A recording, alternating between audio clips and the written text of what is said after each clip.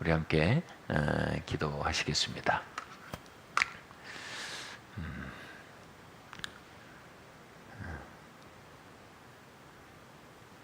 살아계신 하나님 아버지, 우리 안에 계신 당신의 숨결과 목소리와 인도하심이 이 시간 이 자리를 메우고 또 우리의 삶을 덮게 하시길 기도합니다. 주님 말씀하여 주시고 우리가 온라인으로 예배드리지만 주님 정말 성령의 임재하심이 주님 시공간을 뛰어넘어 우리 모두를 덮게 하여 주시옵소서. 예수님의 이름으로 기도드립니다. 아멘. 네.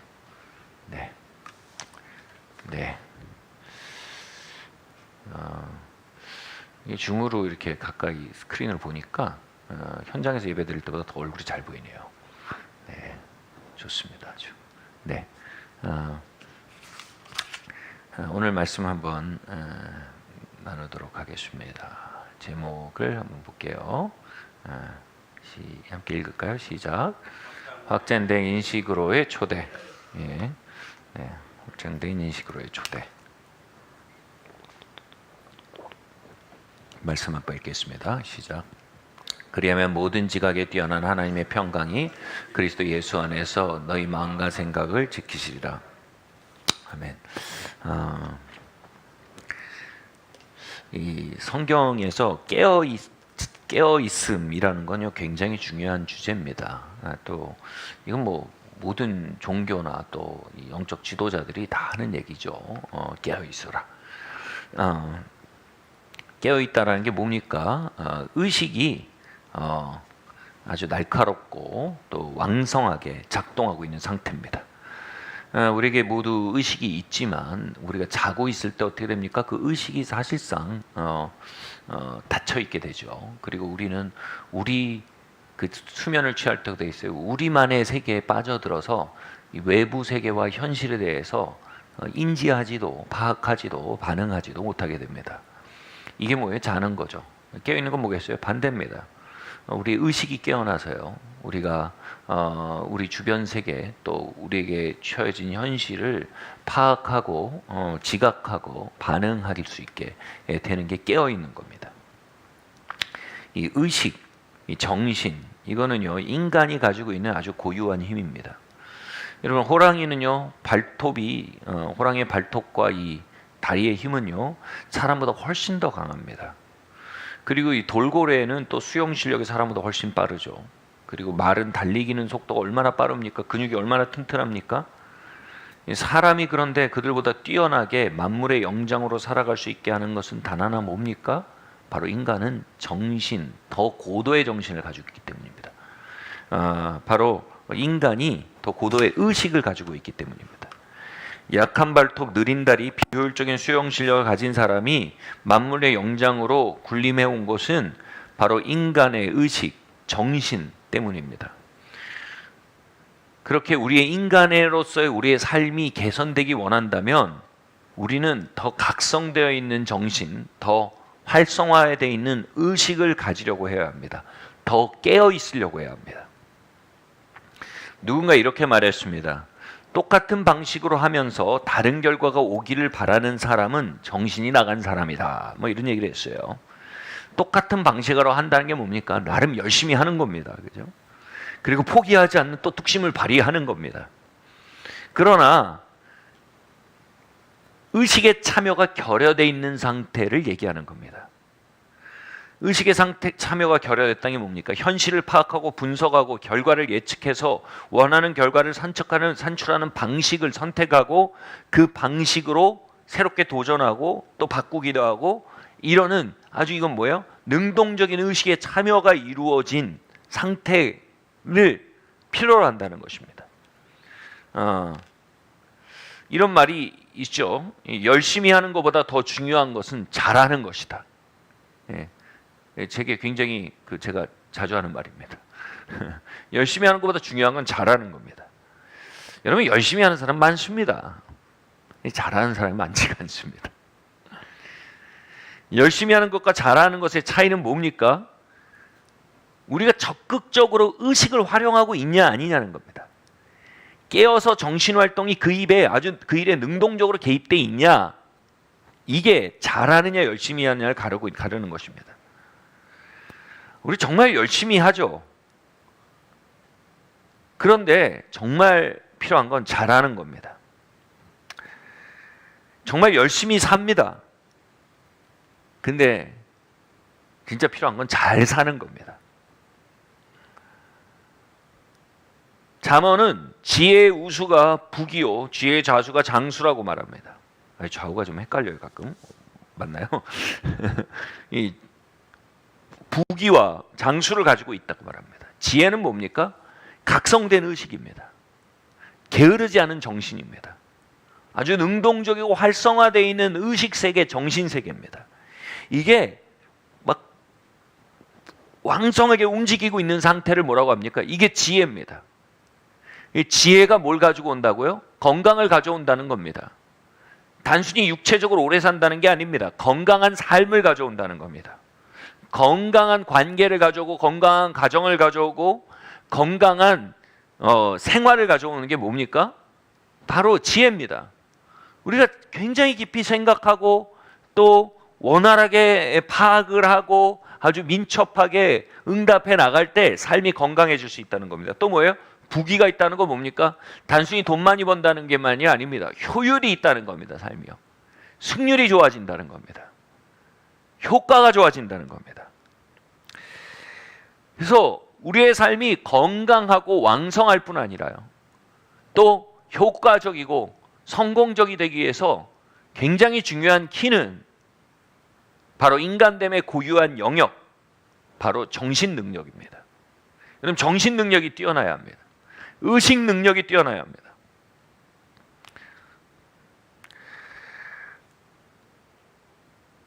오늘 본문에서 아무것도 염려하지 말고 오직 모든 일에 기도와 간구로 너희 구할 것을 하나님께 아뢰라, 이렇게 말합니다. 그럼 뭐예요? 모든 지각에 뛰어난, 모든 지각에서 말하는 지각이 바로 정신, 의식이란 뜻입니다. 모든 지각과 정신 위에 하나님의 평강이 역사할 거다, 이런 의미입니다. 우리가 근심과 염려를 올려드리고 우리의 삶에 대한 다양한 도전들을 올려드릴 때 하나님이 오셔서 그걸 다 직접 해결해 주신다. 네가 아무것도 염려하지 말고 기도하라. 그러면 잘 될 것이다. 이렇게 말하지 않았어요. 아무것도 염려하지 말고 기도하라. 그럼 뭐라고 합니까? 모든 지각에 뛰어난 하나님의 평강이 너희의 정신을 지킬 것이라고 얘기했습니다.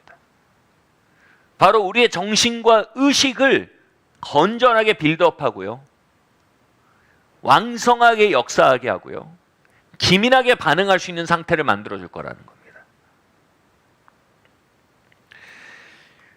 여러분, 의식의 능력만큼 복을 받아도 관리를 할 수 있습니다. 하나님이 의식의 능력을 건너뛰어서 복을 주셔도요, 결국은 우리의 의식의 능력만큼 밖에 건사를 못해서 다 줄어듭니다. 그러니까 하나님은 어떤 마법적인 힘으로 우리의 삶을 잘 되게 하는 것, 뭐 그렇게 하실 때도 있겠지만 더 보편적으로 여기서 말하는 건 뭡니까? 하나님의 평강이 우리의 의식을 개발시켜 줄 거라는 겁니다. 우리의 정신을 더 왕성하게 만들어 줄 거라는 겁니다. 그리하여서 그것을 통해서 우리가 우리의 삶에 더 잘 대처하게 나가게 되고요, 더 좋은 결과를 만들게 하고요, 우리의 삶을 더 건강하게 빌드업하게 하기 위해서 그 컨트롤 타워에 있는 우리의 의식을 강건하게 만들 거라는 겁니다. 전 이 복이 산위마을교회 임하기를 바랍니다. 성도님들의 의식이 굉장히 강해지길 바랍니다. 정신이 왕성해지기를 바랍니다. 여러분의 정신세계가 풍요해지기를 바랍니다. 하나님이 주실, 하나님 뭐예요? 너희가 지혜나 부귀나 장수보다 구할 것은 뭐라고요? 지혜라고 말했습니다. 지혜. 우리의 의식세계가 왕성해지기를 구하라는 겁니다. 그 어떤 것보다도 지혜가 우선이라고 얘기하는 것입니다. 그래서 여러분, 우리 안에 이 지혜가 자란다는 게 뭡니까? 우리의 의식이 증가된다는 게 뭡니까? 여러분, 정말 우리의 삶의 실력은요, 우리의 의식의 실력입니다. 우리 정신의 실력입니다. 자, 먼저 의식이 깨어 있는 것, 이것이 뭔지 한번 볼게요. 깨어 있는 의식은요, 현실을 있는 그대로 읽어내게 됩니다. 이게 깨어 있는 겁니다. 우리가 현실을 있는 그대로 읽어내는 것, 여러분 여기에서 효과적인 삶이 시작이 됩니다. 현실을 있는 그대로 읽어내는 것을 방해하는 가장 강력한 두 가지 힘이 있습니다. 한 가지는 소원이고 한 가지는 두려움입니다. 여러분 소원이 너무 강하면요, 우리가 현실을 있는 그대로 못 보게 됩니다. 현실을 내가 소원하는 대로 굽어서 보게 됩니다. 여러분 이렇게 시작하면요, 벌써 지고 시작하는 겁니다. 또는 내가 두려워하는 게 너무 있으면요, 현실을 있는 그대로 못 받아들여요. 내가 부담스럽고 두려운 영역들을 간과하거나 편집해내게 됩니다.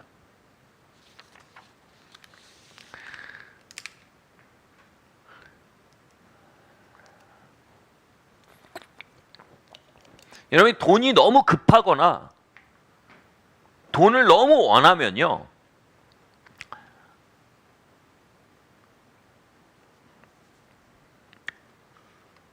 여러분이 어떤 투자를 하거나 또는 사업을 할 때 냉정한 평가를 내리지 못합니다. 냉정한 평가를 내리지 못하고 쉽게 낙관적인 생각을 하게 됩니다. 여러분 이런 사람들이 되게 사기를 잘 당합니다. 잘 놓쳐요. 이런 사람들이 쉽게 잘못된 투자를 하거나 그리고 아주 승률이 낮은 일들을 벌립니다. 현실 파악부터 잘해야 되는 거예요. 근데 소원이 앞서버리고 마음이 앞서버리면 있는 그대로 파악을 못해요. 또는 한 남자가 한 여자에 대한 열망이 너무 강해져 버리면 그 여자가 하는 말을 자기식대로 다 해석합니다. 자기식대로 막 얘가 이런 건 나한테 관심 있는 것 같아. 혼자만의 세계에서 자기식대로 해석해서 반응을 하면 이 여자 쪽에서 얼마나 이게 좀 황당합니까, 그죠? 그래서 일이 될 일도 안 돼 버립니다.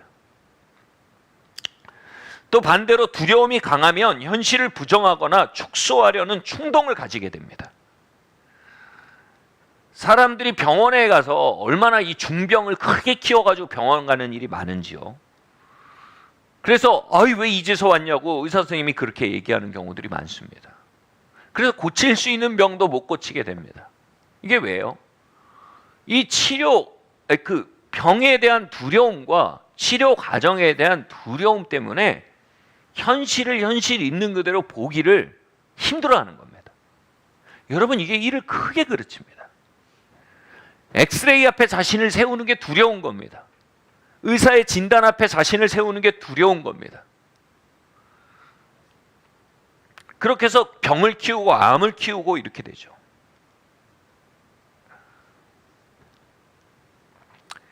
성경은요, 우리에게 두려움과 소원을 하나님께 아뢰고 맡기라라고 여러 번 말합니다. 근데요, 이 두려움과 소원을 하나님께 아뢰고 맡기라는 말은요, 두려움과 소원을 가지고 하나님께 이 두려움의 일이 뭔지 소원이 뭔지 막 말하고 나서 하나님이 그대로 해줄 거라고 믿으라는 얘기가 아닙니다, 여러분. 이건 뭐예요? 두려움과 소원이라는 강한 에너지에 하나님도 왜곡시켜 버리는 거예요. 하나님 음성도 왜곡시켜 버리는 겁니다. 그래서 하나님이 허락했다 이거예요. 그리고 혼자 그게 뭐예요? 혼자 지금 현실 파악이 안 된 거예요, 아예. 현실 파악을 하려는 아주 기본적인 정신의 프로세스 자체를 통과할 힘도 없는 거예요. 너무 정신이 약한 거예요. 너무 의식 세계가 너무 빈곤한 거예요. 그럼 어떻게 돼요? 이 소원과 두려움을 하나님께 말씀드리고 하나님이 그대로 이루어질 거라고 믿어버립니다. 그가 말하는 믿음은 사실은 뭐예요? 자신이 집착하고 있고 받아들이지 못하는 현실을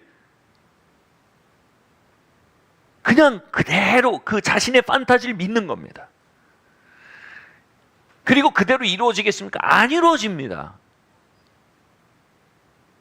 그러면 자기가 배신한 하나님이 자신을 배신했다고 느낍니다. 아니에요. 하나님이 자신을 배신한 게 아니에요. 자신이 자신의 정신을 배신한 거예요. 우리는 우리의 두려움과 집착과 이 소원이라는 에너지를 떼어놓고 사실을 사실로 받아들일 수 있는 첫 단추를 끼우는 법을 알아야 됩니다. 이 우리 정신의 능력이에요. 현실을 바르게 인식해야 합니다. 우리가 우리의 자녀를 볼 때 얼마나 여러분 참 우리가 얼마나 자녀에 대한 기대가 커요. 그 자녀에 대한 기대가 커서 자녀의 현실을 잘 못 봐요. 자녀의 현실을 잘 인정을 못 합니다. 그래서 지금 죽을 써줘야 되는 애한테 고기를 구워 먹이는 경우들이 생기는 거죠. 아직 걸음마를 아직 물장구를 치면서 배워야 할 애를 막 수영을 막 시켜보기도 하고. 그러니까 먼저 뭐예요? 우리의 기대와 우리의 두려움이라는 우리의 주관적인 세계에서 빠져나와서 현실을 있는 그대로 인식하는 것부터 시작되는 게 깨어있는 정신의 시작입니다. 여러분.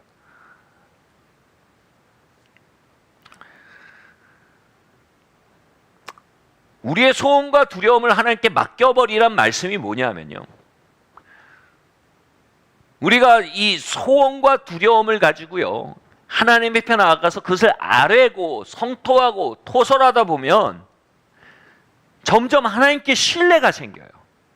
그 일대로 이루어질 거란 신뢰가 아니에요. 여기서 말하는 신뢰는 뭐예요? 하나님이 이 문제를 핸들링 하시겠구나.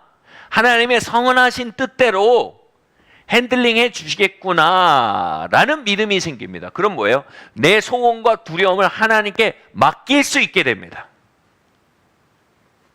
맡길 수 있게 돼요.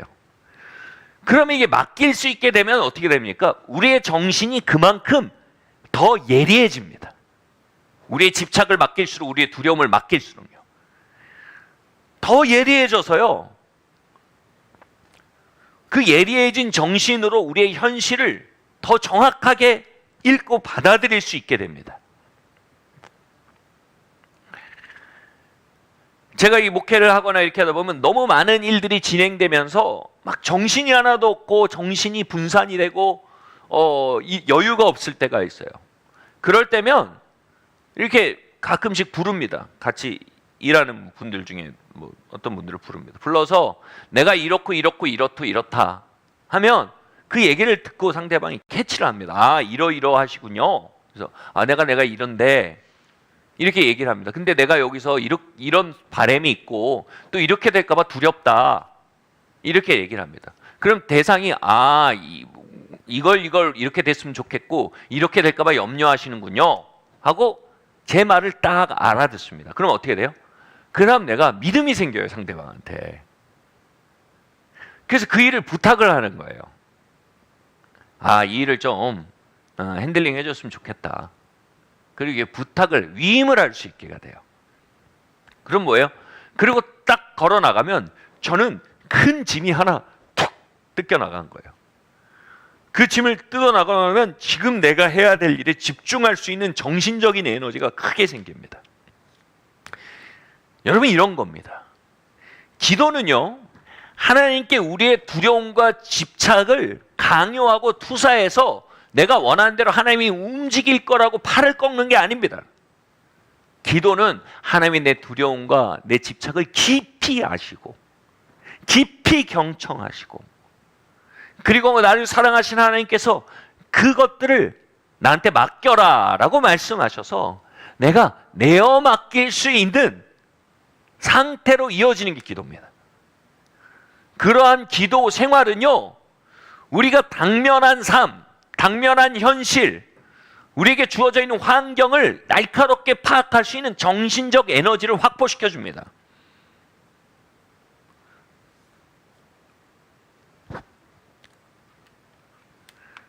여러분, 이것이 성도의 특권입니다.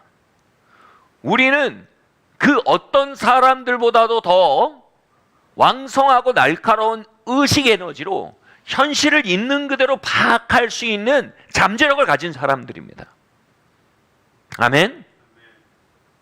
그리고 여기에서만 효율적인 삶이 시작될 수 있습니다.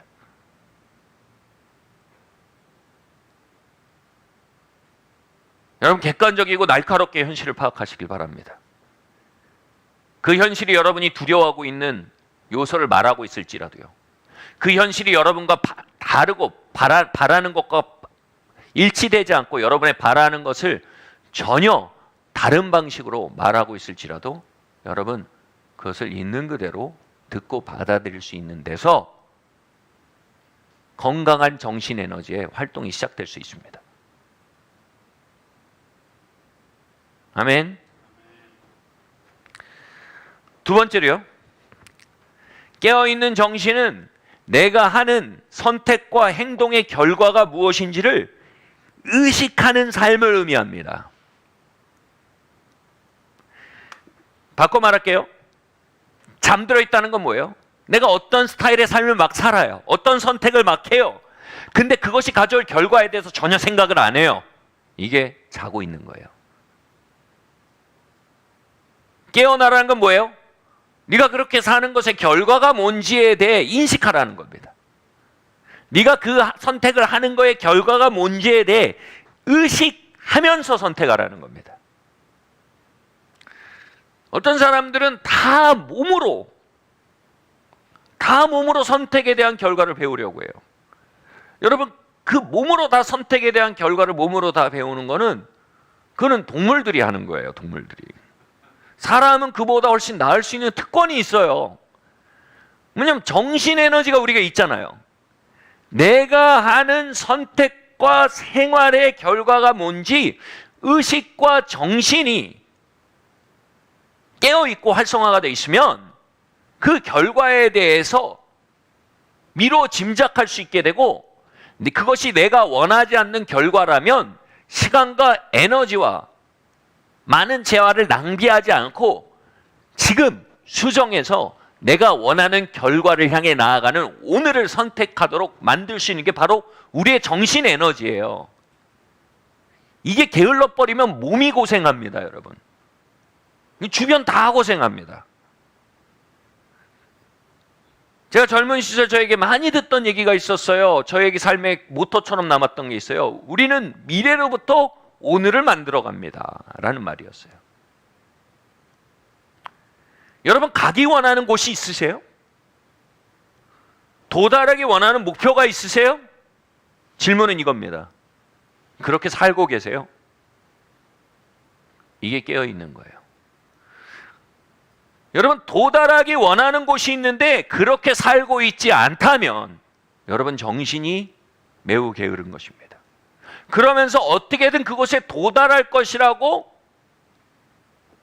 기대하는 것을, 그리고 심지어 그 하나님한테 떠넘겨. 또 하나님 그렇게 할 거래. 아니에요. 우리가 우리 정신을 배신하고 있는 상태에서 그 배신을 하나님이 했다고 떠넘기기 딱 좋은 위치예요. 여러분, 안 됩니다. 여러분, 도달하기 원하는 곳이 있어요? 그것에 맞는 오늘을 살고 있어야 됩니다. 아멘. 제가 예전에 이렇게 대학부 같은 데 있으면 이제 재수 삼수를 하는 친구들이 있어요. 재수를 하는 친구들이 이렇게 난 죽었다 깨라도 서울대 갈 거래. 근데 생활을 보면 절대 서울대 갈 생활이 아니에요.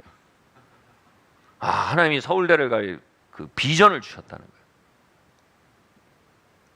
거예요. 절대로 서울대 갈 생활이 아니에요. 근데 맨날 교회 커피숍에서 맨날 누나들이랑 시간 보내고 있어. 막 교회 성극하면 다 하고 막 뭐 하면 다 해요. 그래서 제가 그 말이 여기까지 나왔어요.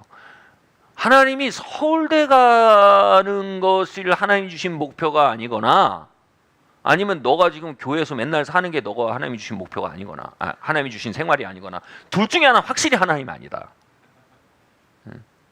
막 그 말이 여기까지 왔는데 되게 친절하게 얘기를 했어요.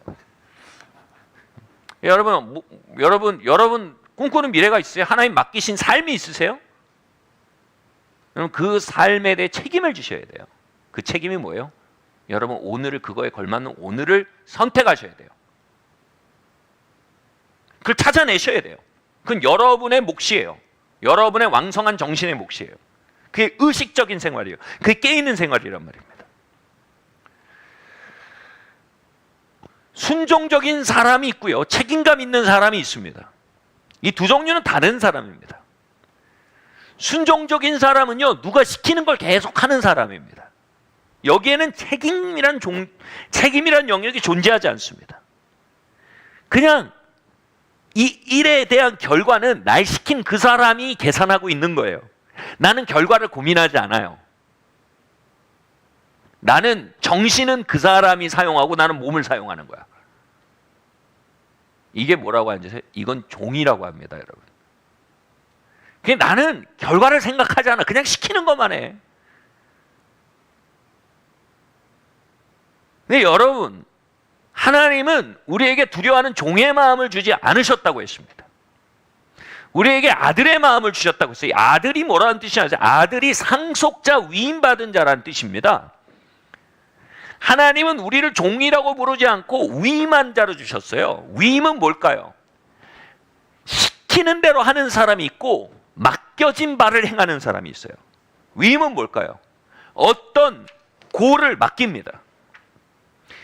어떤 목표를 맡깁니다. 그리고 그 목표를 위해 나아갈 수 있는 인프라를 맡겨요. 어떤 영역을 맡겨요. 이게 뭐예요? 권위를 맡기는 겁니다. 그러면 그 권위와 시간과 목표에 대해서 내가 책임을 져야 되는 거예요. 책임을 질 때 발동되는 게 뭐예요? 내 정신과 의식 에너지예요. 내가 지금 이 시간에 이걸 하고 있으면 그 목표에 도달할 수 있나? 이걸 생각하는 거예요. 이게 깨있는 겁니다. 내가 이 선택을 하면 그 골에 도달할 수 있나? 어떤 것이 그 골에 도달할 수 있는 선택이지? 그 선택에 대해서 고민을 하고 그 선택을 결단을 내리고 그리고 그 결과에 대해서 책임을 지는 거예요. 여러분 이게 위임받은 삶이에요. 이게 아들의 삶이에요. 우리는 더 이상 종이 아니에요. 우리는 아들이에요. 다시 말해 우리는 시키는 대로 하는 종이 아니고 순종하는 사람이 아니고 우리는 책임감 있는 사람이 돼야 해요. 책임질 줄 아는 사람이 돼야 해요. 아멘.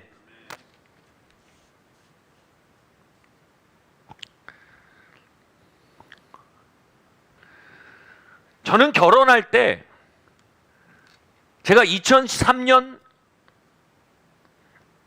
7월 26일 날 결혼했습니다. 근데 제가 결혼할 때 하나님께서 너 경화랑 2003년 7월에 결혼해라 라고 말씀하지 않으셨습니다. 그렇게 말씀하셨으면 큰일 납니다. 왠지 아세요? 그렇게 말씀하셨잖아요. 그럼 내가 유경한 여자를 선택한 건 내 선택이 아니에요. 그러니까 하나님이 시켜서 한 결혼이에요. 그러면 결혼이 완제품입니까? 조립식입니까?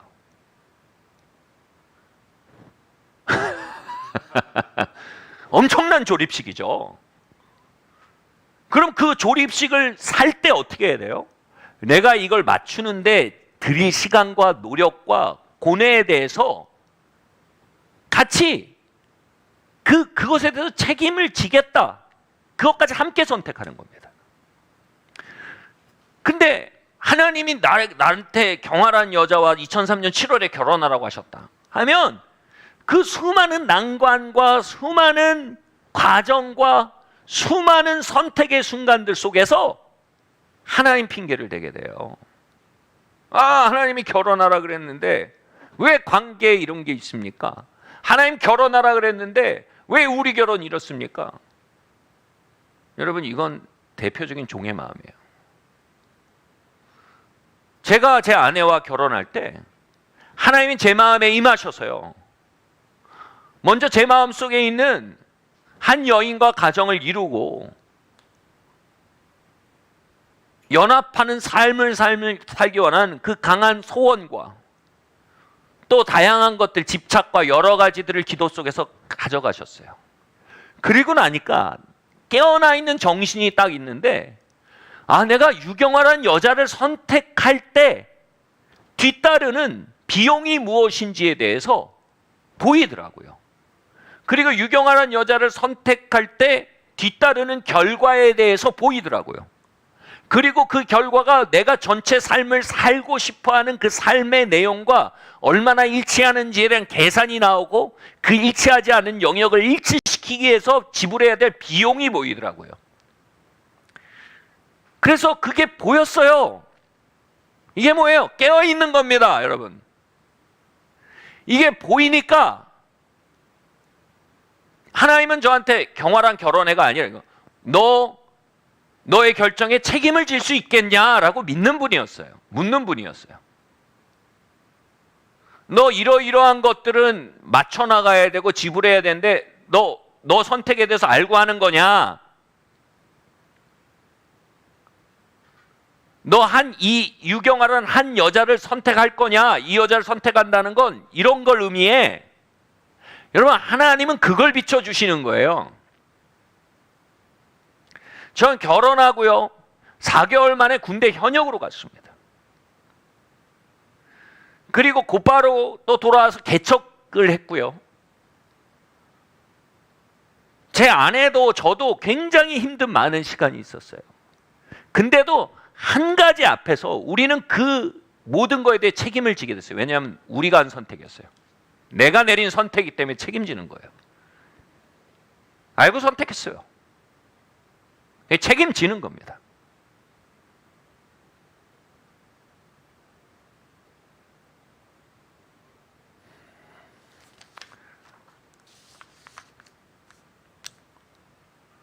여러분, 앞으로도 여러분의 삶을 선택해 나갈 겁니다. 삶의 내용을 결정해 나갈 겁니다. 그리고 그 선택과 결과에 대해서, 결정에 대해서 여러분 책임을 져나가셔야 될 겁니다. 막 질러놓고 하나님 책임지시겠지 뭐, 하나님 책임지세요. 여러분, 그런 거 없습니다. 그건 대표적인 게으름입니다. 하나님, 그래? 내가 책임져야 돼? 네 선택에 대해서? 하나님 우리에게 모든 선택과 삶에 대해서 정확하고 깨어있는 정신을 주십니다. 하나님 주시는 마음은 두려워하는 마음이며 사랑과 능력과 근신의 마음이에요. 근신이 뭐냐면 사운드 마인드입니다. 건강한 정신입니다. 그걸 주세요. 야, 너 그렇게 살아서 너가 원하는 곳으로 갈 수 있겠냐?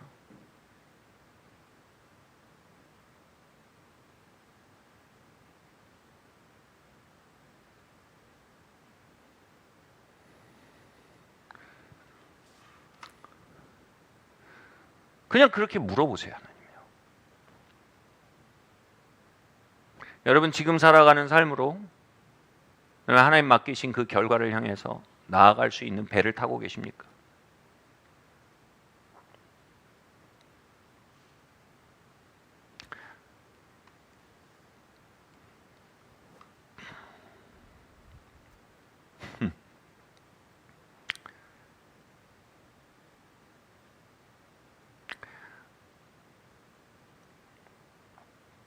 세 번째로요, 실수와 오류에 대해서 민감하고 수정하는 데 빠른 삶. 이게 바로 깨어있는 삶입니다. 여러분, 결과를 책임지려는 마음을 가지면 그 좋은 결과를 가져오는 장애물이 되는 나쁜 태도나 오판이나 이런 것들에 대해 매우 민감하게 됩니다. 그들은 자존심이라는 허망한 탑을 지키려고 나쁜 결과를 감내하는 바보들이 아닙니다. 그들은 기꺼이 실수와 오류에 대해서 발견하고 수정하고 바로잡는 일에 있어서 매우 적극적이고 기민합니다. 이 깨어있는 정신입니다.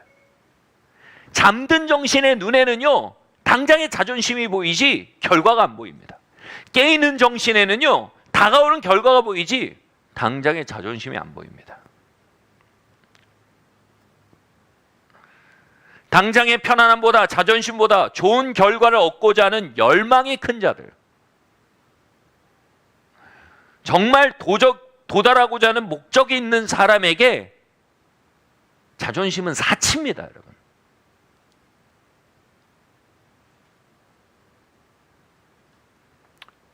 겸손은요, 두 가지 근원을 가지고 있어요. 한 가지는 아주 낮은 자존감이란 근원을 가지고 있어요.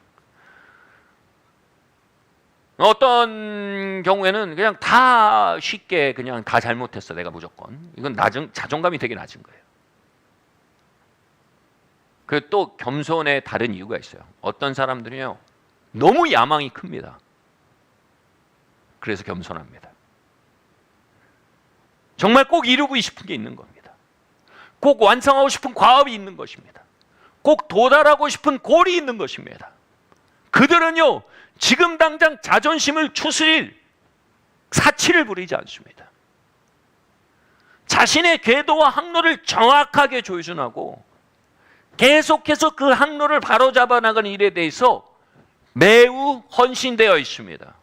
왜냐하면 그들은요, 교만하기엔 너무 야심차기 때문입니다. 여기서 말하는 야심은 좋은 야심입니다. 목적의식입니다. 자신의 삶을 책임지겠다는 마음입니다.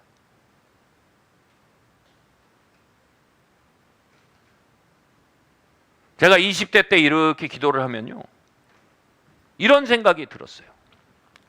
와, 내가 40대가 됐을 때, 내가 아이들이 중고등학생이 됐을 때, 그때 막 광야에서 훈련받고 있고 그러면 안 되겠다.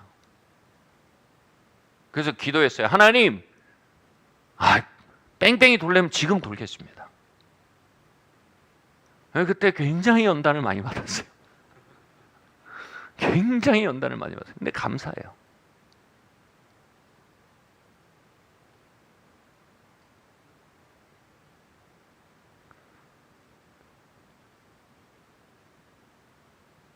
저는 은퇴자들의 삶을, 여러 종류의 삶을 봐요.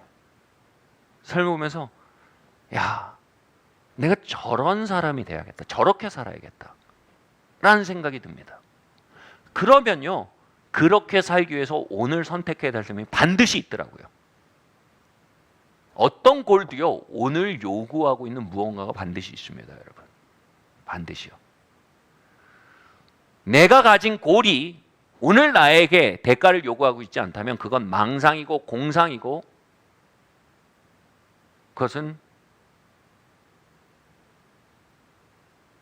그냥 자고 있는 겁니다. 자면서 꾸는 꿈입니다.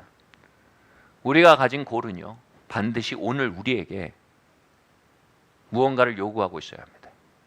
변화를 요구하고 있어야 합니다. 선택을 요구하고 있어야 합니다.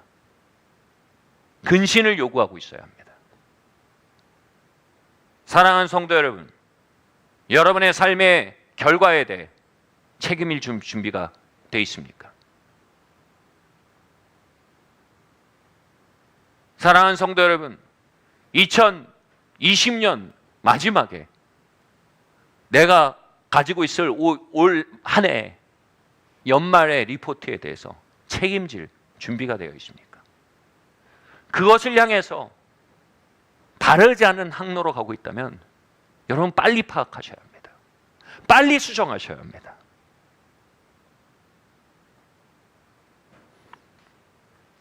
그렇게 미래로부터 오늘을 살고 있는 자들, 그들을 일컬어 깨어있는 자들이다 라고 말하는 것입니다. 할렐루야.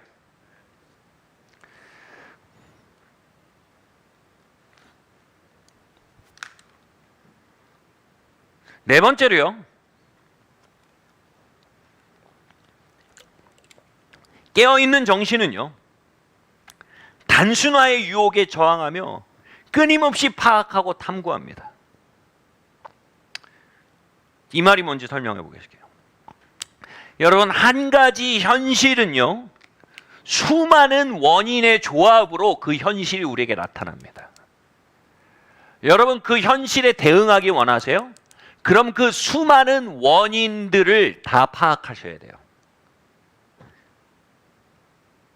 그리고 내가 파악한 원인의 합이 내가 만난 현실이라는 결과물을 충분히 설명한 만큼 복합적이고 종합적이면 여러분 그 현실에 대해서 극복할 수 있는 충분한 발판을 얻게 된 겁니다. 모든 일에는 원인이 있습니다. 그 원인과 결과의 고리에 대해서는 아예 나 몰라. 그들은 결코 삶을 지배하지 못합니다. 어떤 이들은 삶을 지배합니다. 어떤 이들은 삶에 지배당합니다. 그 삶이라는 메커니즘을요, 파악하고요, 학습하고요, 통찰한 사람들만이 그 메커니즘을, 그 구조를 움직여 나갈 수 있고 대처해 나갈 수 있는 핸들을 잡게 됩니다. 그러기 위해서는요, 그냥 한두 가지 원인을 아는 걸로 단순화시켜서는 안 됩니다. 그렇게 단순하지 않아요. 뭐 단순히 말해서 재정적인 거에도요, 여러분 얼마나 많은 원인이 있을까요? 일단 수학적인 원인이 있어요. 가계부를 안 써요. 이건 수학적인 문제거든요. 지출이랑 수입을 맞추질 않아요. 이거 수학적인 원인이거든요. 그런 수학적인 원인을 해결하지 않은 채로 재정이 해결되기를 바라고 기도하고 막 금식하시고 기도하시면 40일 금식한 거에 대한 답이 뭘까요? 가계부 써라. 왜 밥고기 굶고 있냐? 가계부를 쓰지. 지출 수입 맞춰라. 이거예요, 결국은. 또는 이거 내가 무슨 업종을 좀 바꿔야 되는 거 아닌가? 뭔가 커리어의 변화가 필요한 시그널이 아닐까? 저는요, 하나님이 인도하시는 일에는 공급이 있다고 믿습니다. 그래서 이제 다양한 일들이 있어요. 제가 관여하고 있는 다양한 일들 사이에 재정적으로 다 파티션을 쳐놓습니다. 이 돈 일로 안 넘어갑니다. 왜냐하면 그 분과에서 충분한 공급이 없으면 그 일은 다시 생각해 봐야 돼요. 경영을 잘못하고 있거나 아니면 지금 이 일은 더 이상 하나님이 인도하심이 없는 일이거나 뭐 이런 거예요. 그러니까 막 돈이 막 옮겨 다니지 못하겠는 거예요. 다 파티션을 쳐놔요. 아닌 것 정리를 해나가야죠. 그래서 뭔가를 바꿔야 되는 때가 됐을 수도 있고요. 또 영적인 원인이 있을 수 있어요. 주님께 심는 일을 안 하고 있다든지, 관대함의 삶을 살지 않고 있다든지, 이런 게 원인이 될 수도 있어요. 또 여러분, 가정과 부부 생활에는 수많은 원인이 있을 수 있어요. 어느 날 설교 한 편을 딱 들었어요. 근데 와, 우리 부부 사이에 어떤 엑스레이를 찍은 것 같은 얘기야. 끝났어 이제. 여러분, 그렇지 않아요? 그건 많은 원인 중에 하나를 안 거예요. 예? 그걸로만 밀어붙이다가 안 돼. 그러면 이거 아니야 하고 버려요. 그리고 다른 거 하나 또 오면 끝났어 이제 내가 다 알았어. 아니에요. 우리의 삶에는 굉장히 복합적인 원인들이 조합돼서 우리의 현실을 빚어내고 있단 말이에요. 그 말은 뭡니까? 우리가 너무 단순하게 삶을 바라보고 싶어하는 유혹을 떨쳐야 합니다. 그리고 주목하여 바라보고 그것에 대해서 내가 통치권을 가지게 될 것이 끊임없이 여러분 연구하셔야 됩니다. 탐구하셔야 됩니다. 할렐루야. 아멘. 같이 말하시죠. 내 뇌세포야 깨어나라. 나와 함께 삶을 다스리자. 예.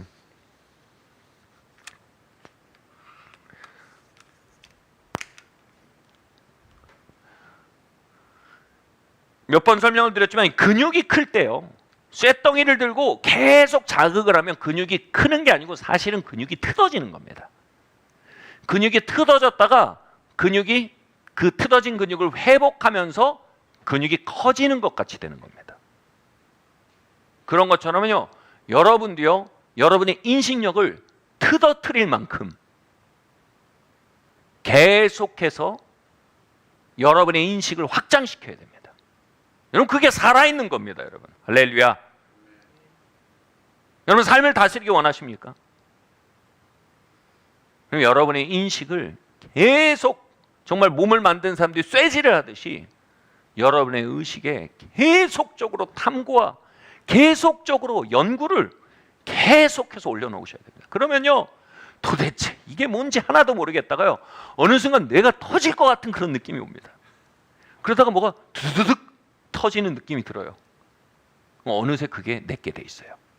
그럼 그만큼 넓어진 거예요. 그래서 내가 만난 삶의 덩치보다 내 의식의 덩치가 벌크가 더 커져 있어야 됩니다.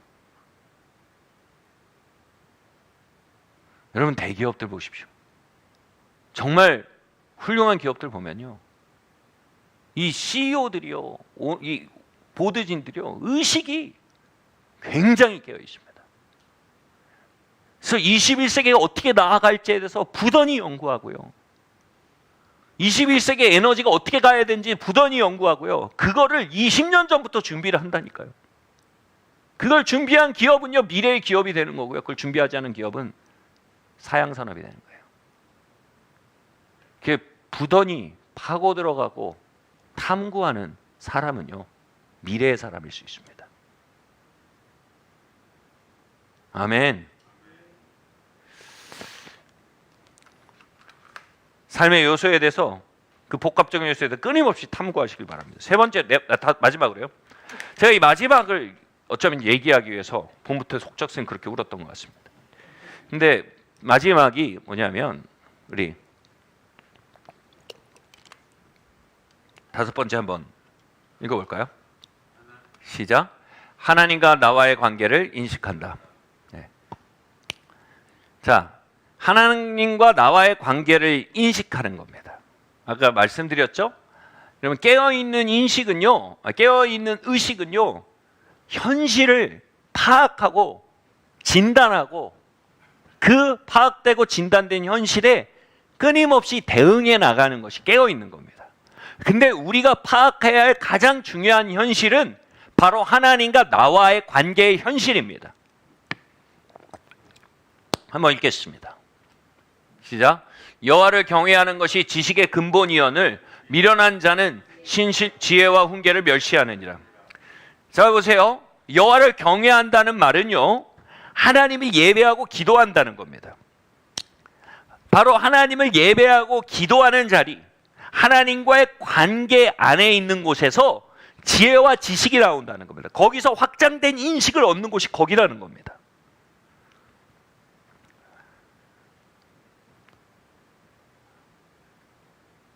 우리가 가장 간과하지 말아야 될 현실은 이것입니다. 그리스도가 내 안에 계시다는 현실입니다.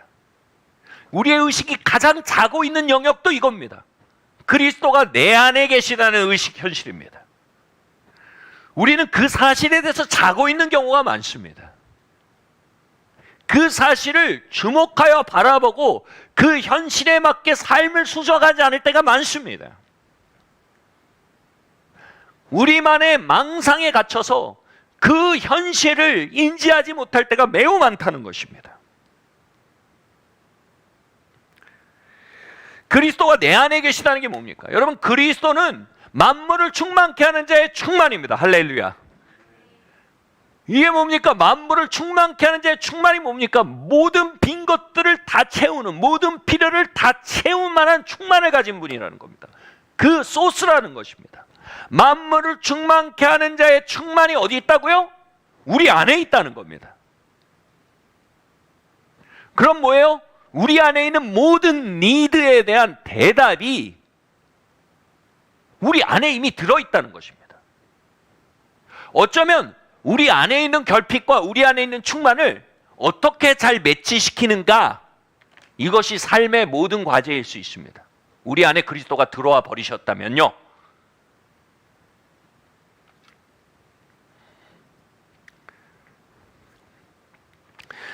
그런데 그 일을 잘 못해요. 왜냐하면 우리는 오래전부터 끌어오던 중독증을 각자들 가지고 있습니다. 바로 결핍된 영혼의 고통들을 다들 가지고 있다는 겁니다. 이 결핍의 영혼의 고통을 보상하기 위해서 또 나름 보상 체계를 이미 만들어 놨어요, 각자가. 여러분, 여기 아무리 어린 사람도 가지고 있고 다 가지고 있어요. 그걸 행복 프로그램이라 그래요. 각자 도생하기 위해서, 충만을 잃어버린 인생을 각자 도생하기 위해서 만든 행복 프로그램이 각자 다 깔려 있단 말이에요, 이 컴퓨터에. 우리 의식 컴퓨터에. 근데 그 의식 컴퓨터에 깔려 있는 그 행복 프로그램이 바로 바이러스 프로그램인 거예요. 우리의 의식이 매우 저하돼요. 예를 들어 볼게요. 우리는 친밀함을 필요로 하는 존재입니다. 여러분, 그리스도와 연합은요, 그 친밀함을 넘쳐 흐르게 만드는 소스입니다. 근데 우리는 이미 행복 프로그램, 바이러스 깔렸어요. 어떻게? 그 친밀함을 육체의 정욕에서 찾고자 하는 행복 프로그램으로 이미 선입력이 돼 있는 거예요. 그 행복 프로그램을 가지고는 우리의 친밀함에 대한 것을 가지고 그 그리스도에 충만하게 나아가지 못해요. 우린 그 친밀함에 대한 결핍에 대한 고통과 집착과 두려움을 가지고 오히려 육체의 자극 안으로, 자극적인 영상, 자극적인 소리, 자극적인 환경 안으로 우리를 끌고 나가는 그 바이러스가 깔려버린 겁니다. 그리고 우리의 인정에 대한 거대한 필요가 우리 안에 있어요. 근데 이 바이러스, 이거에 대한 행복 프로그램이 뭡니까? 바로 이생의 자랑에 대한 행복 프로그램입니다. 이생의 자랑 안에서 내가 사람들한테 잘 보이고 좋은 평가를 받고 뭔지 보여주고 막 이런 것을 통해서 뭔가 채워지는 경험을 하는 겁니다. 근데 그게 중독증이에요. 왜 중독증입니까? 중독증은 뭡니까? 채워지는 것 같은데 실제로 안 채워지는 게 중독증이잖아요. 그럴수록 어떻게 해요? 그럴수록 그 허망을 안고 끊으면 좋은데 그럴수록 더 그것에 매달리게 되고 더 집착하게 되는 겁니다. 이 행복 프로그램을 우리 가지고 있는 거예요. 또 뭐예요? 우리는 하나님의 형상의 아름다움으로 채워져야 할 그 아름다움에 대한 갈망이 있습니다. 그 갈망이 어떻게 행복 프로그램을 깔립니까? 이런 거 있잖아요. 어머, 이건 사야 돼. 뭐 이런 거 있잖아요. 예. 막 뭐가 꽂히는 거예요. 막 그걸 너무 가져야 되는 거예요. 안 가지면 막 너무 아픈 거예요. 안 가지면, 못 가지면 막 신세가 한탄이 되는 거예요. 막. 그걸 가지면 또 내가 되게 올라간 것 같고. 왜요? 이미 이거는 중독증적인 프로그램이 이미 깔려 있다는 겁니다, 우리에게. 이것에 대해서 위대한 영성신학자죠, 토마스 키팅이 이렇게 말했어요.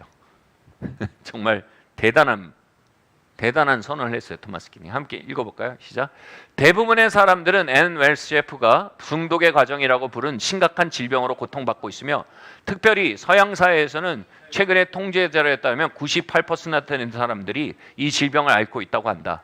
내 개인적인 경험으로는 나머지 2%의 사람을 만나본 적이 없다.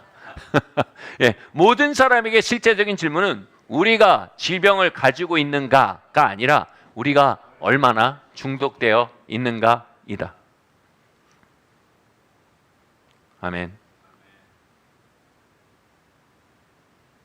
지금 줌에 채널이 50개가 개선이 돼 있는데 유튜브에 얼마나 계신지 모르겠지만, 또 줌 한 개설에 뭐 회선에 2명씩 계신 분도 계시고 모르겠지만, 이 중에서 토마스 키팅의 표현으로 이 98%가 중독적 질환을 앓고 있다는 거예요. 그러니까 한 명 빼고 50회선 중에 49회선이 중독이라는 거예요. 그리고 나머지 한 명도 만나본 적이 없대요. 그러니까 우리 모두 중독적 질환을 가지고 있다는 겁니다. 우리 모두. 질문은 내가 중독적 질환을 가지고 있냐가 아니냐가 아니라 내가 얼마나 중독되어 있는가, 이것이 바로 질문이라는 겁니다.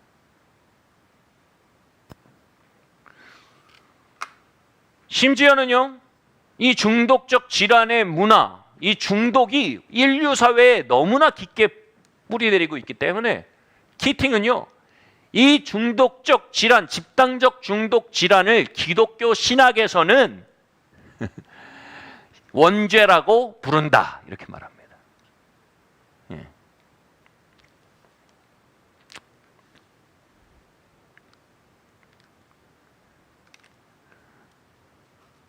그럼 여러분 한번 볼게요. 이 중독적 질환을 가지고 그 중독증의 대상을 향해 막 달려가는 삶, 그 삶에 동반되는 에너지가 있어요. 집착과 두려움과 염려입니다. 강박, 이런 겁니다. 집착, 두려움, 염려, 강박, 이런 것들이 나타납니다. 이런 것들이 이렇게 나타나면요, 아, 내가 이게 중독적 추구를 하고 있구나라고 충분히 의심해 볼 수 있습니다.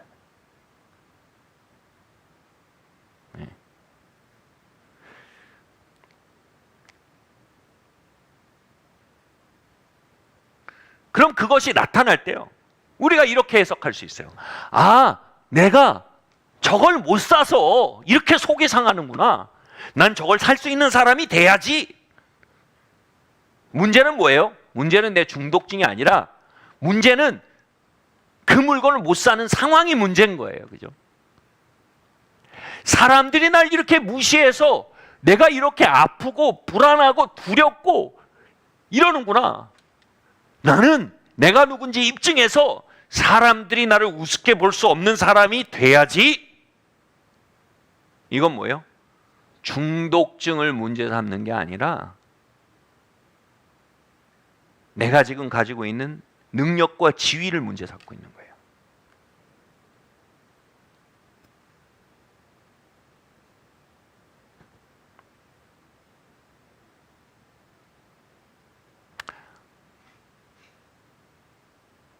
문제는 뭡니까?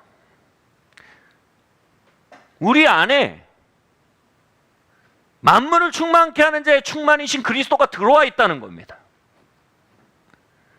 그 그리스도를 가진 자들이요, 우리를 채워줄 것을 밖에서 얻기 위해 달려가고 있다는 현실 자체, 그 밖의 것을 붙들기 위해 집착하고 두려워하고 강박하고 있다는 현실 자체가 인식이 안 된다는 겁니다. 새로운 현실 인식이 있습니다. 아, 내 안에 그리스도가 계신데 난 왜 이것에 이렇게 강박적으로 반응을 하는가? 내 안에 그리스도가 들어와 계신데 내가 이런 것을 얻지 못하는 것에 대해 왜 이렇게 비참하게 느끼며 내 존재가 평안을 잃어버리는가? 아하, 이거 행복 프로그램이구나. 아, 이거 중독증이구나.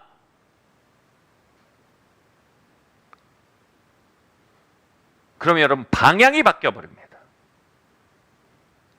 그 불안해하고 염려하고 집착하고 강박하는 나를 가지고 그리스도께로 밖으로 나가는 게 아니고 그리스도께로 돌아서 그리스도께로 옵니다. 그리고 뭐예요?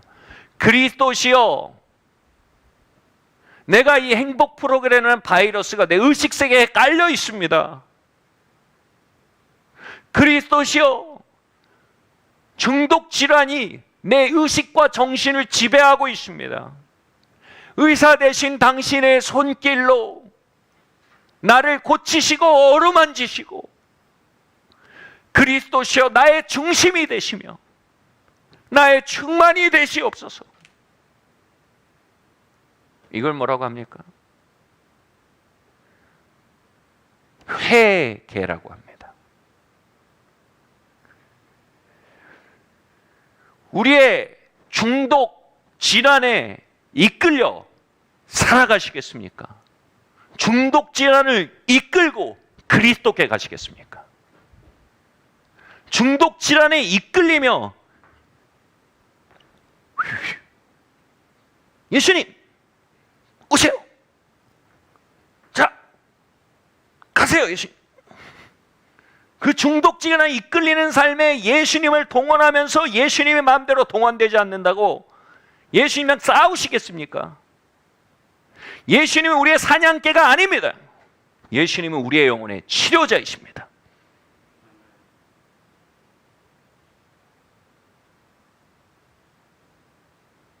아멘. 예수님은 우리의 시종이 아닙니다. 예수님은 우리의 왕이십니다. 우리가 중독 질환에 사로잡힌 망상 속에 우리의 삶을 영위할 때 우린 사실상 예수님을 사냥개로, 예수님을 종으로 부리게 됩니다. 그리고 우리가 우리의 중독 질환을 문제 삼지 않을 때 우리는 만사를 문제 삼게 되고 예수님을 문제 삼게 됩니다. 그러나 어느 날 새로운 현실 인식이 임합니다. 내 영혼아, 내가 어찌하여 내 속에서 불안하여 하는고? 내가 어찌하여 낭망하는고? 여러분, 시편 기자를 그걸 묻기 시작한 겁니까? 묻기 시작한 겁니다. 우리는요, 야, 이런데 낭망되는 게 당연하지, 이런데 불안하는 게 당연하지. 근데 어느 순간 시편 기자는 다르게 보기 시작해요. 내가 왜 이렇게 불안 가운데 살지? 내가 왜 이렇게 강박 가운데 살지? 너는 너를 도우신 내 하나님 여호와를 바라보라. 하나님이 네 안에 계신데 왜 낭망하고 왜 강박적이고 염려하고 불안해하고 두려워하는 삶 속에 살으냐 하면서 뭐예요? 아, 이건 너가 터널어한다 할 일이다 라고 영혼을 타이르기 시작한 겁니다. 너는 내 하나님 여호와를 바라라. 내 영혼 평안함이 젖된 아이 엄마 품에 있음 같게 하시옵소서.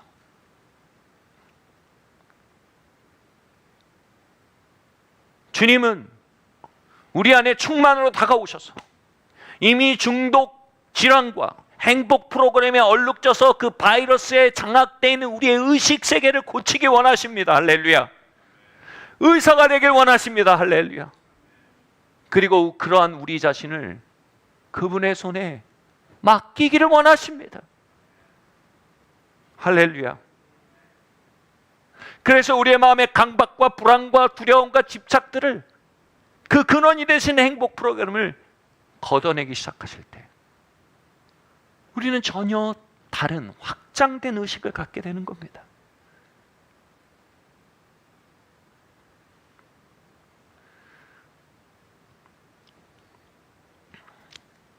저는 자라날 때 삼형제 중 막내로 태어났습니다. 참 귀여움을 많이 받고 사랑을 많이 받았지만 받지 못한 게 있었어요. 인정을 못 받았어요. 형님들이 힘이 얼마나 센지, 공부도 잘해요, 운동도 잘해요, 싸움도 잘해요. 그러니까 내가 귀여운 걸로는 뭐 좀 자리가 있는데 이 능력 이런 걸로는 자리가 없는 거예요. 그래서 점점 느낌이 뭐냐면 삼형제 중에 내가 투명인간이란 느낌을 받는 거예요. 여러분, 이거 굉장히 고통스러운 느낌입니다. 뭐 전쟁이 나가지고 포탄이 터져서 팔이 하나 잘려나가고 다리가 하나 잘려나가는 게 상처가 아닙니다. 그게 고통이 아닙니다. 하나님의 충만 안에 살도록 지어진 우리가 그 충만 안에 살지 못하는 것 자체가 우리에게 굉장히 깊은 정서적 충격이 된다고 토마스 키팅이 얘기합니다. 저에게 그것이 정서적인 데미지가 됐어요.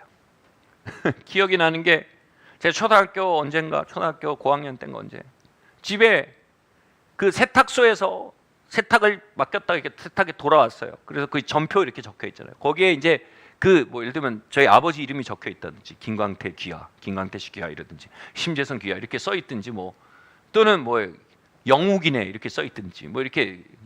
제가 그날 그 전표를 봤는데 그 전표에 뭐라고 적혀 있냐면 김영준 씨 귀하 이렇게 써 있는 거예요. 아니, 내 이름이 우리 가정의 대표로 써 있는 거예요. 그게 아직도 지워지지가 않아요. 그게 갑자기 제 마음의 깊은 곳에 어떤 걸 건드렸어요. 뭔가를 깨웠어요. 뭐냐면 나도 인정받고 싶다. 나 인정받아야겠는데 어떡하지? 그래, 내가 능력 있는 사람 되고 성공하는 사람이 돼야지. 그리고 저의 강력한 중독 질환은 성공과 능력이 된 것입니다.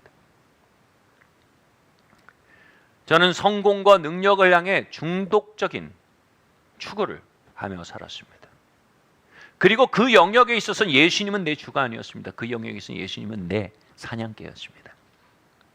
그 영역에 있어 예수님은 내 시종이었습니다.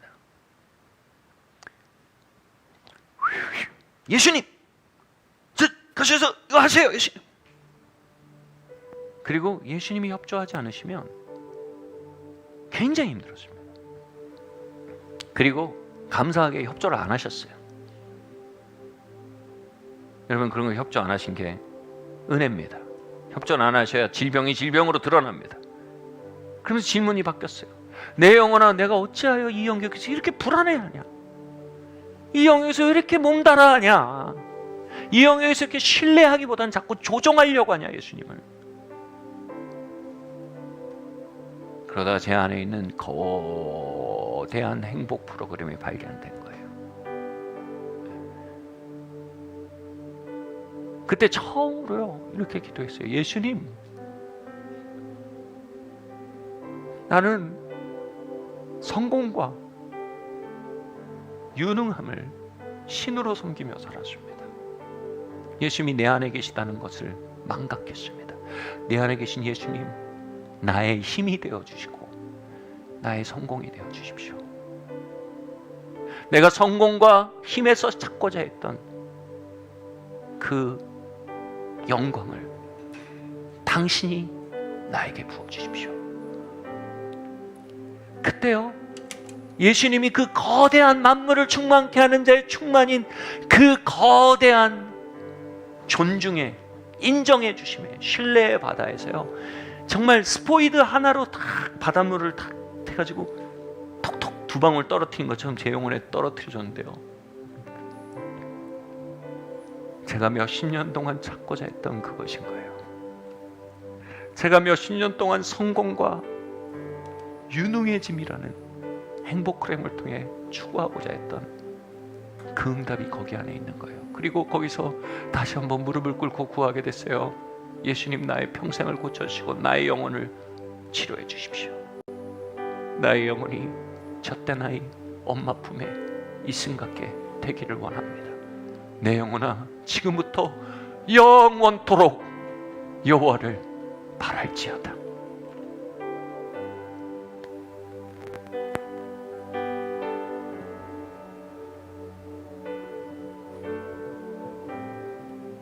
지금도 완치는 안 됐어요. 그러나 많이 나아졌어요. 이제는 성공과 유능이란 영역에 대해 개걸스럽게 달려들 그 영혼이 아니라 예수님의 앞서가심이 보여요. 그분의 행하심이 이제 인지가 돼요. 뭐예요? 제 의식이 깨어난 거예요. 사랑하는 성도 여러분, 여러분 어떤 개걸스러움을 가지고 계십니까? 여러분 어떤 강박과 두려움과 불안함을 가지고 계십니까?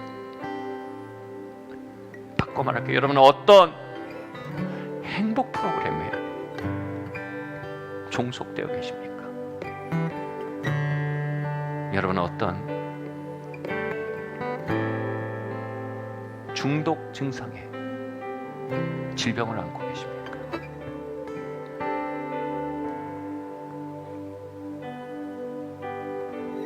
이 시간 우리의 질병을 하나님께 아뢰읍시다.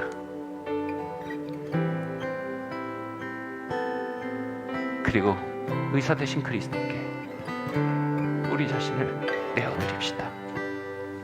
그분은 고치시고 만지시고 채우시고 온전케 하시고 자유롭게 하실 것입니다.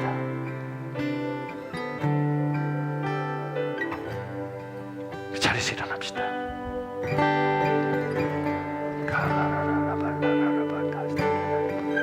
예, 주님.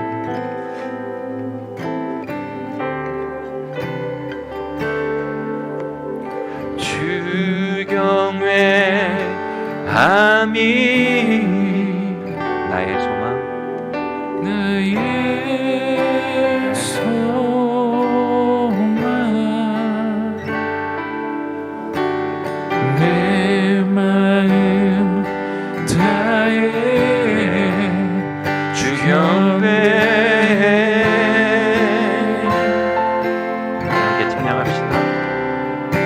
안에 모든 것 예. 내 안에 모든 것 찬양해 주 찬양해 예 주님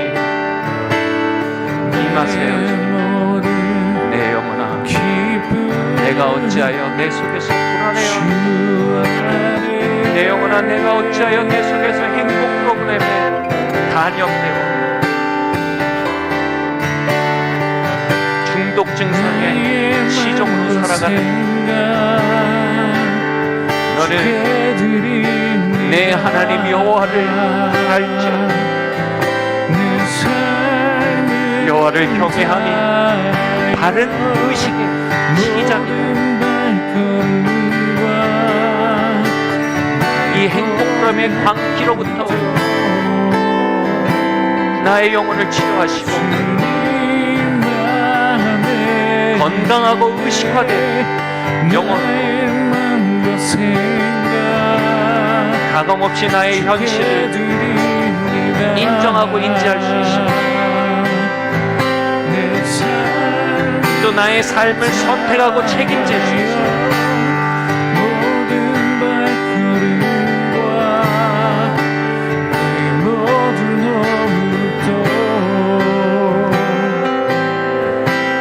또 우리의 실수와 오류에 대해 기꺼이 인정하고 수정하며 끊임없이 탐구하고 도전하며 살아가는 그 놀라운 지혜자로 우리를 세우시기 기도합니다. 우리 하나님께 이 시간 간절히 기도합시다. 하나님 무릇 구할 만한 것보다 지혜를 구하라고 하셨습니다. 주님 깨어있는 마음을 나에게 부어주시옵소서. 깨어있는 정신을 나에게 부어주시옵소서. 하나님 나에게 복을 주시되 부귀가 아닌 건강이 아닌 지혜를 주시옵소서. 지혜는 다른 것을 산출하고 끌어내는 주님 기관차임을 바라봅니다. 하나님 지혜를 우리에게 축복하여 주시옵소서. 잠들어 있는 나의 의식을 확장시켜 주시고 태워있는 나의 정신을 일으켜 주시옵소서. 우리 함께 이 시간 기도하고 나아가겠습니다. 할렐루야. 주님 이 시간 기도합니다. 주님께서 온전히 아버지 하나님 나의 정신과 나의 의식을 유명하여 주시기를 원합니다. 주님 내가 노예의 영으로 종의 영으로 살지 않고 주님 위임받은 영 주님 후계자의 영으로 살아갈 수 있도록 주님 역사하여 주시기를 기도합니다. 주님 아버지 하나님 우리의 마음 가운데 두려워하는 종의 영이 아닌 양자의 영을 부어주셨다고 했습니다. 주님 우리를 종이라고 부르지 않고 친구라고 부른다고 말씀하셨습니다. 주님 우리에게 맡기신 시간 우리에게 맡기신 재정 우리에게 맡기신 에너지를 우리에게 맡기신 인프라들 이것을 아버지 하나님 우리에게 위임하셨고 그것을 통해서 우리가 이루어야 할 본에 대해서 사명에 대해 우리에게 말씀하셨습니다. 우리가 그것에 이제 경영하고 선택하기 원합니다.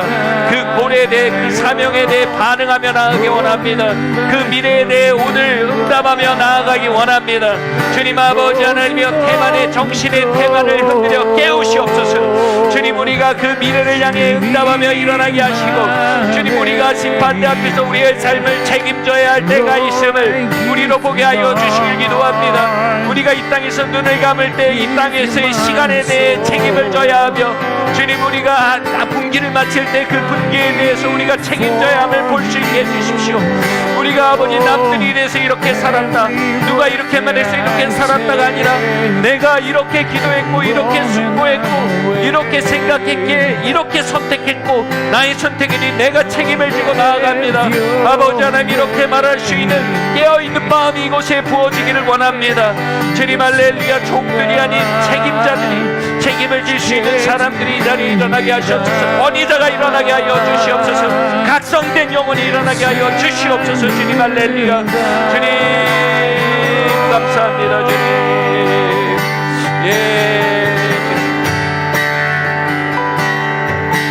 우리가 또한 기도하고 나아가겠습니다. 주님 내 안에 행복 프로그램들을 인정합니다. 내가 그 행복 프로그램을 권리인 것처럼 주장하며 그 행복 프로그램을 하나님이 이행해야 될 계약서인 것처럼 하나님께 종주목지를 내던 아버지 그 무례함들을 주님께 고백합니다.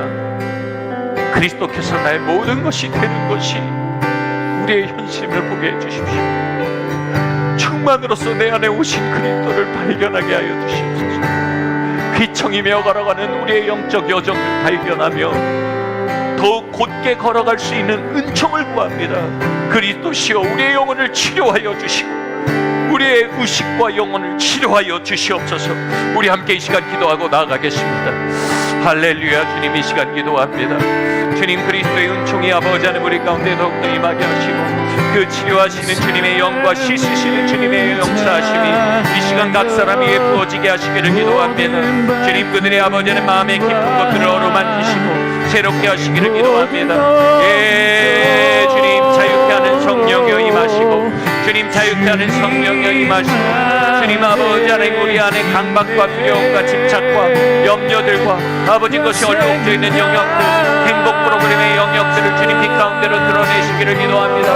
우리가 그걸 발견하고 인지하기를 원합니다. 아버지 하나님 그 행복 프로그램에 대한 발견의 반응은 주님 아버지 치료자이신 주님께 달려가는 것이며 나의 아버지는 어그러진 영혼을 위탁하는 것입니다. 주님 아무것도 두려워하지 말고 어떤 일에도 염려와 강박으로 살아가게 내버려 두지 말고 모든 것이 기도와 간구로 나아가 그것을 하나님께 아뢰고 위탁하라 하신 주님. 주님 아버지 하나님 우리 안에 있는 주님 가려진 수많은 아버지 눈들을 당신께 드립니다. 당신을 주요 그리스도로 고백하지 않고 나의 사냥개처럼 나의 시종처럼 부리려고 했던 그 오만함을 용서하여 주시고 주님 아버지 하나님 나의 영혼의 주인이요 내 영혼의 구원자시오 내 영혼의 치료자시오 내 영혼의 통치자시오 예수님이 임하시고 말씀하시고 주님 우리를 만지시고 새롭게 하여 주시옵소서. 우리 주님 앞에 두 손을 펼칩시다. 말씀드립니다. 내 안에 계신 그리스도시여 나의 항해의 바람이 되시며 나의 길의 등불이 되시며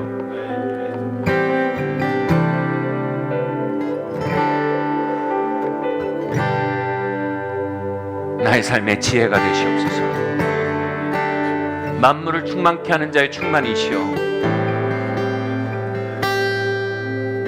충만을 내 안에 가진 채로 산으로 들러 충만을 찾아 헤매던 우리의 잠들어 있음을 긍휼히 여겨주시고 우리를 깨우시고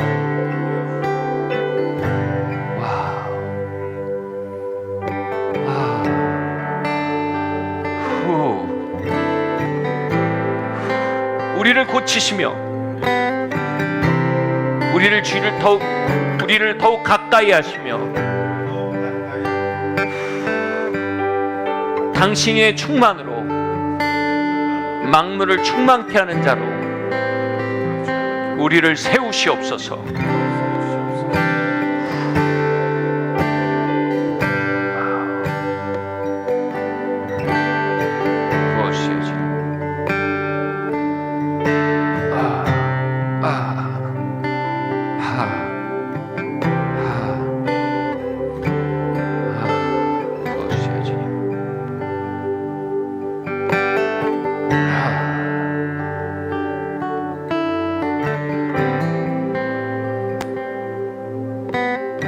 감사드립니다. 이 모든 말씀 살아계신 예수 그리스도 이름